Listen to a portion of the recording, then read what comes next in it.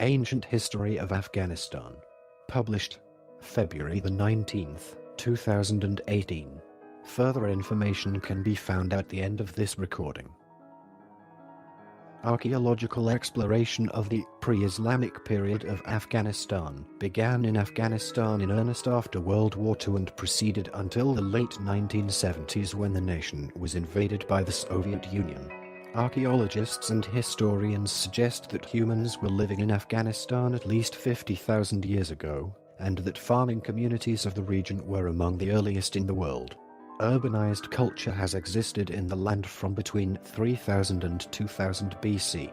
Artifacts typical of the Paleolithic, Mesolithic, Neolithic, Bronze, and Iron Ages have been found inside Afghanistan. After the Indus Valley Civilization, which stretched up to northeast Afghanistan, it was inhabited by the Iranic tribes and controlled by the Medes until about 500 BC when Darius the Great, Darius I, marched with his Persian army to make it part of the Achaemenid Empire. In 330 BC, Alexander the Great of Macedonia invaded the land after defeating Darius II I of Persia in the Battle of Gaugamela. Much of Afghanistan became part of the Seleucid Empire, followed by the Greco-Bactrian Kingdom. The area south of the Hindu Kush had been given by Seleucus I Nikator to Chandragupta Maurya and became part of the Maurya Empire.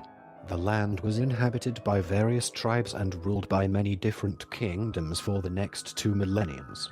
Before the arrival of Islam in the 7th century, there were a number of religions practiced in ancient Afghanistan, including Zoroastrianism, Suya worship, paganism, Hinduism and Buddhism. The Kafiristan region, in the Hindu Kush, was not converted until the 19th century. Part 1. Prehistoric Era. Louis Dupree, the University of Pennsylvania, the Smithsonian Institution and others suggest that humans were living in Afghanistan at least 50,000 years ago, and that farming communities of the region were among the earliest in the world.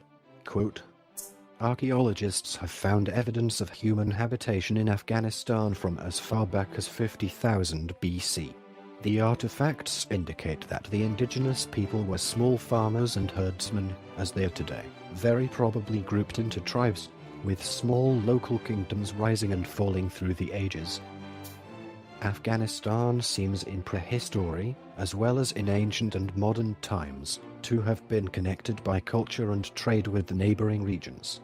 Urban civilization, which includes modern-day Afghanistan, North India, and Pakistan, may have been as early as 3000 to 2000 BC. Archaeological finds indicate the possible beginnings of the Bronze Age, which would ultimately spread throughout the ancient world from Afghanistan. It is also believed that the region had early trade contacts with Mesopotamia. Part 1. Prehistoric Era. Chapter 1. Indus Valley Civilization. The Indus Valley Civilization, IVC, was a Bronze Age civilization. 3300–1300 BCE, mature period 2600 to 1900 BCE, extending from what today is northwest Pakistan to northwest India and northeast Afghanistan. An Indus Valley site has been found on the Oxus River at Shortjuga in northern Afghanistan. Apart from Shorta Mundigak, another notable site, there are several smaller the Fourth Sea colonies to be found in Afghanistan. Part 2. Aryans and the Medes rule. 1500 BC 551 DC. Between 2000–1200 BC, a branch of Indo-European-speaking tribes known as the Aryans began migrating into the region. This is part of a dispute in regards to the Aryan invasion theory.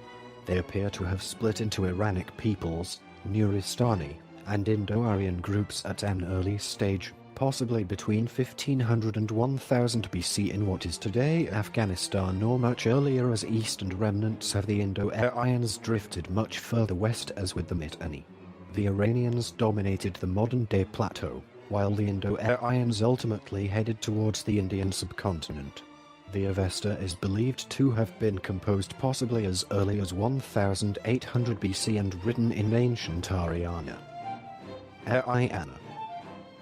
The earliest name of Afghanistan, which indicates an earlier link with today's Iranian tribes to the west, or adjacent regions in Central Asia or northeastern Iran in the 6th century BC, due to the similarity between early Avestan and Sanskrit and other related early Indo-European languages such as Latin and Ancient Greek. It is believed that the split between the Old Persians and Indo-Aryan tribes had taken place at least by 1000 BC. There are striking similarities between Avestan and Sanskrit, which may support the notion that the split was contemporary with the Indo-Aryans living in Afghanistan at a very early stage. Also, the Avesta itself divides into Old and New sections and neither mention the Medes, who are known to have ruled Afghanistan starting around 700 BC. This suggests an early time frame for the Avesta that has yet to be exactly determined, as most academics believe it was written over the course of centuries if not millennia. Much of the archaeological data comes from the Bactria-Marjana archaeological complex, BMC and Indus Valley civilization. That probably played a key role in early Aryanic civilization in Afghanistan. The Medes, a Western Persian people, arrived from what is today Kurdistan sometime around the 700 BC and came to dominate most of ancient Afghanistan. Citation needed. They were an early tribe that forged the first empire on the present Iranian plateau and were rivals of the Persians, whom they initially dominated in the province of Fars to the south. Median domination of parts of far-off Afghanistan would last until the Persians challenged and ultimately replaced them from rule. Part 3: Achaemenid Invasion and Zoroastrianism. 550 BC 331 BC. The city of Bactria, which later became Balkh, is believed to have been the home of Zarathustra, who founded the Zoroastrian religion. The Avesta refers to eastern Bactria as being the home of the Zoroastrian faith, but this can be a reference to either a region in modern Afghanistan or borderline of Afghan Pakistan. Regardless of the debate as to where Zoroaster was from, Zoroastrianism spread to become one of the world's most influential religions and became the main faith of the old Aryan people for centuries. It also remained the official religion of Persia until the defeat of the Sasanian ruler Yazdijerd II, over 1,000 years after its founding, by Muslim Arabs. In what is today southern Iran, the Persians emerged to challenge Median supremacy on the Iranian plateau. By 550 BC, the Persians had replaced Median rule with their own dominion and even began to expand past previous Median imperial borders. Both Gandhara and Cambodia Mahajanapadas of the Buddhist text soon fell a prey to the Achaemenian dynasty during the reign of Achaemenid Cyrus the Great. 558-530 BC. Or in the first year of Darius I, marking the region or of the easternmost provinces of the empire, located partly in nowadays Afghanistan. According to Plinius' evidence, Cyrus the Great, Cyrus II, had destroyed Kapisa in Kapusain, which was a Cambodia city, the former region of Gandhara and Cambodia, Upper Indus, had constituted 7th satrapy of the Achaemenid Empire and annually contributed 170 talents of gold dust as a tribute to the Achaemenids. Bactria had a special position in old Afghanistan, being the capital of a vice-kingdom.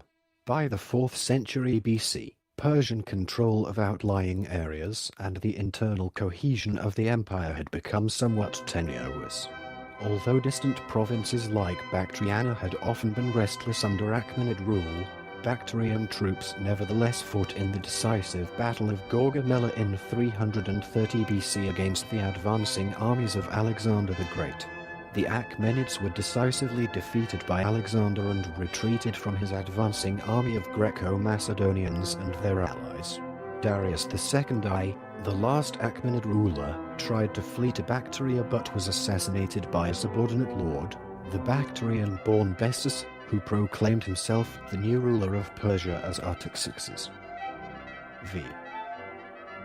Bessus was unable to mount a successful resistance to the growing military might of Alexander's army, so he fled to his native Bactria, where he attempted to rally local tribes to his side but was instead turned over to Alexander, who proceeded to have him tortured and executed for having committed regicide. Part 4. Alexander the Great to Greco-Bactrian rule. 330 BC circa 150 BC.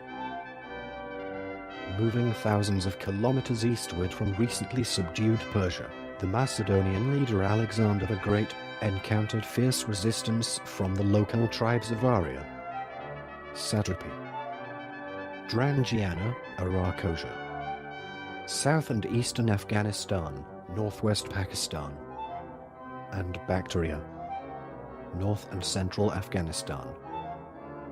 Upon Alexander's death in 323 BC, his empire, which had never been politically consolidated, broke apart as his companions began to divide it amongst themselves. Alexander's cavalry commander, Seleucus, took nominal control of the eastern lands and founded the Seleucid dynasty. Under the Seleucids, as under Alexander, Greek colonists and soldiers colonized Bactria, roughly corresponding to modern Afghanistan's borders. However, the majority of Macedonian soldiers of Alexander the Great wanted to leave the east and return home to Greece. Later, Seleucus sought to guard his eastern frontier and moved Ionian Greeks, also known as Yelvanas to many local groups, to Bactria in the 3rd century BC. Part 4. Alexander the Great to Greco-Bactrian rule. Chapter 1. Maurya Empire. While the Diadochi were warring amongst themselves, the Mauryan Empire was developing in the northern part of the Indian subcontinent. The founder of the empire, Chandragupta Maurya, confronted a Macedonian invasion force led by Seleucus I in 305 BC, and following a brief conflict, an agreement was reached as Seleucus ceded Gandhara and Arakosia, centered around ancient Kandahar, and areas south of Bagram, corresponding to the extreme southeast of modern Afghanistan, to the Mauryans. During the 120 years of the Mauryans in southern Afghanistan, Buddhism was introduced and eventually became a major religion alongside Zoroastrianism and local pagan beliefs. The ancient Grand Trunk Road was built linking what is now Kabul to various cities in the Punjab and the Gangetic Plain. Commerce, art, and architecture, seen especially in the construction of stupas, developed during this period. It reached its high point under Emperor Ashoka, whose edicts, roads, and rest stops were found throughout the subcontinent. Although the vast majority of them throughout the subcontinent were written in Prakrit, Afghanistan is notable for the inclusion of two Greek and Aramaic ones alongside the court language of the Mauryans. Inscriptions made by the Mauryan Emperor Ashoka, a fragment of Edict 13 in Greek, as well as a full edict, written in both Greek and Aramaic, has been discovered in Kandahar. It is said to be written in excellent classical Greek, using sophisticated philosophical terms. In this edict, Ashoka uses the word euspaiia, piety, as the Greek translation for the ubiquitous Dharma of his other edicts written in Prakrit, 10 years of reign having been completed. King Pedasus Ashoka made known the doctrine of piety, euspaiia, to men, and from this moment he has made men more pious, and everything thrives throughout the whole world, and the king abstains from killing living beings, and other men, and those who are huntsmen and fishermen of the king have desisted from hunting, and if some were intemperate, they have ceased from their intemperance as was in their power, and obedient to their father and mother and to the elders, in opposition to the past also in the future. By so acting on every occasion, they will live better and more happily. Trans. By G.P. Caratelli. The last ruler in the region was probably Subhagasena, Sophagasenus of Polybius, who, in all probability, belonged to the Ashvaka. Q.V. Background. Part 4, Alexander the Great to Greco-Bactrian Rule. Chapter 2, Greco-Bactrians. In the middle of the 3rd century BC, an independent, Hellenistic state was declared in Bactria, and eventually the control of the Seleucids and Mauryans was overthrown in western and southern Afghanistan. Greco-Bactrian rule spread until it included a large territory which stretched from Turkmenistan in the west to the Punjab in India in the east by about 170 BC. Greco-Bactrian rule was eventually defeated by a combination of internecine disputes that plagued Greek and Hellenized rulers to the west, continual conflict with Indian kingdoms, as well as the pressure of two groups of nomadic invaders from Central Asia, the Parthians and Sakas. Part 5, Kushan Empire. 150 BC 300 AD. In the 3rd and 2nd centuries BC, the Parthians, a nomadic Iranian peoples, arrived in Western Asia. While they made large inroads into the modern-day territory of Afghanistan, about 100 years later another Indo-European group from the north, the Kushans, a subgroup of the tribe called the Uzbeks by the Chinese, entered the region of Afghanistan and established an empire lasting almost 4 centuries, which would dominate most of the Afghanistan region. The Kushan Empire spread from the Kabul River Valley to defeat the Central Asian tribes that had previously conquered parts of the northern central Iranian plateau once ruled by the Parthians. By the middle of the 1st century BC, the Kushans' base of control became Afghanistan, and their empire spanned from the north of the Pamir Mountains to the Ganges River Valley in India. Early in the 2nd century under Kanishka, the most powerful of the Kushan rulers, the empire reached its greatest geographic and cultural breadth to become a center of literature and art. Kanishka extended Kushan control to the mouth of the Indus River on the Arabian Sea, into Kashmir, and into what is today the Chinese-controlled area north of Tibet. Kanishka was a patron of religion and the arts. It was during his reign that Buddhism, which was promoted in northern India earlier by the Mauryan Emperor Ashoka, c. 260 BC 232 BC, reached its zenith in Central Asia, though the Kushanas supported local Buddhists and Hindus as well as the worship of various local deities. Part 6, Sasanian Invasion. 300–650. In the 3rd century, Kushan control fragmented into semi-independent kingdoms that became easy targets for conquest by the rising Iranian dynasty, the Sasanians. c. 224–561, which annexed Afghanistan by 300 AD.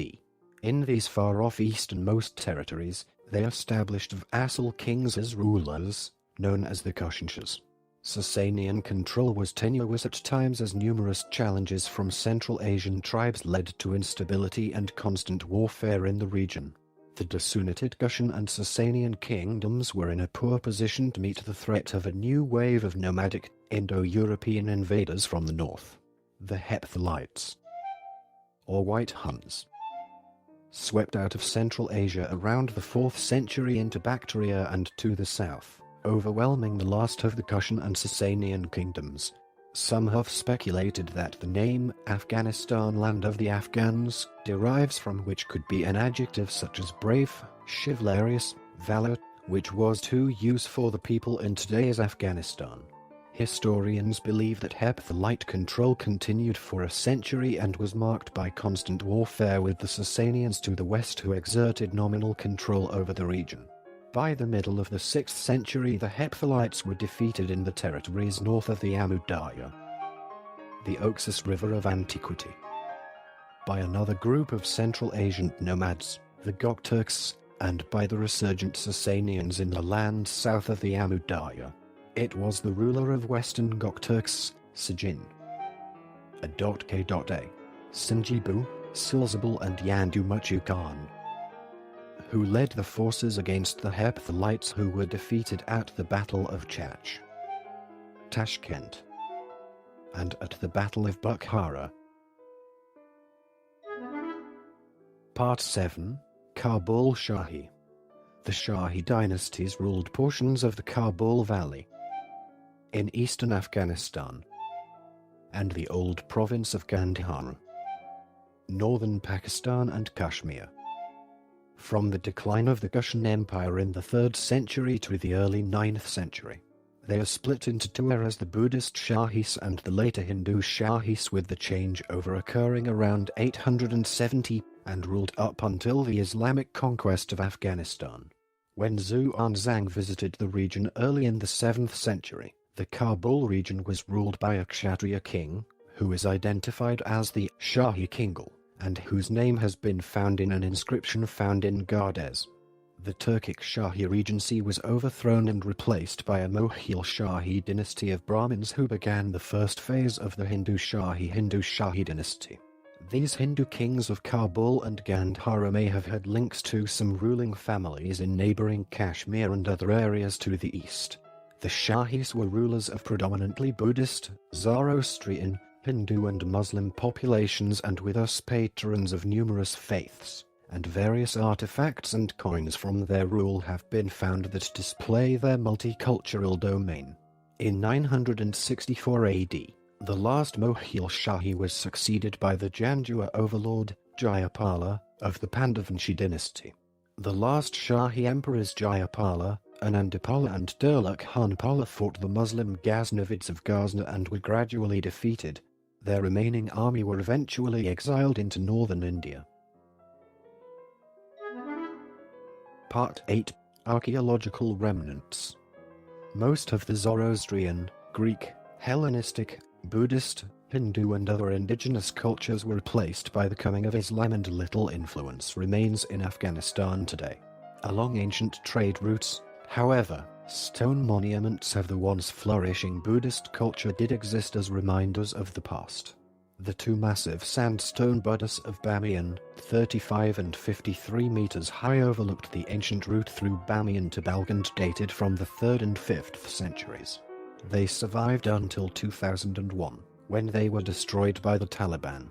In this and other key places in Afghanistan, archaeologists have located frescoes, stucco decorations, statuary, and rare objects from as far away as China, Phoenicia, and Rome, which were crafted as early as the 2nd century and bear witness to the influence of these ancient civilizations upon Afghanistan. One of the early Buddhist schools, the Mahasafghika Lakatharavada, were known to be prominent in the area of Baman. The Chinese Buddhist monk Xuanzang visited a Lakatharavada monastery in the 7th century CE, at Baman, Afghanistan, and this monastery site has since been rediscovered by archaeologists. Birk bark and palm leaf manuscripts of texts in this monastery's collection, including Mahayana sutras, have been discovered at the site, and these are now located in the Shoyan collection. Some manuscripts are in the Gandhari language and Kharofhi script, while others are in Sanskrit and written in forms of the Gupta script. Manuscripts and fragments that have survived from this monastery's collection include well-known Buddhist texts such as the Mahapariyanirva Sutra, from the Agamas, the Diamond Sutra, Varaka Edika Prajna Paramita, the Medicine Buddha Sutra, and the Sremala Devi Sifhanada Sutra. In 2010, reports stated that about 42 Buddhist relics have been discovered in the Logar province of Afghanistan, which is south of Kabul.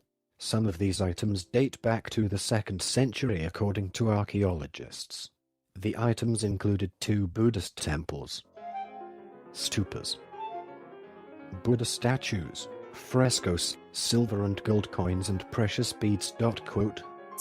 There is a temple, stupas, beautiful rooms, big and small statues, 2 with the length of 7 and 9 meters, colorful frescoes ornamented with gold and some coins. Some of the relics date back to the 5th century AD. We have come across signs that there are items maybe going back to the era before Christ or prehistory. We need foreign assistance to preserve these and their expertise to help us with further excavations. Mohammed Nader Soli, Afghan Archaeological Department. Special characters in this article were substituted with audio cues. They were denoted as follows: and, beginning and ending single or double quotations, and, left and right parentheses, an M dash, 3 consecutive periods. This recording is a derivative work from Wikipedia. For more information, to commission recordings like this, and to support the developer, please visit www.patreon.com/frogcast.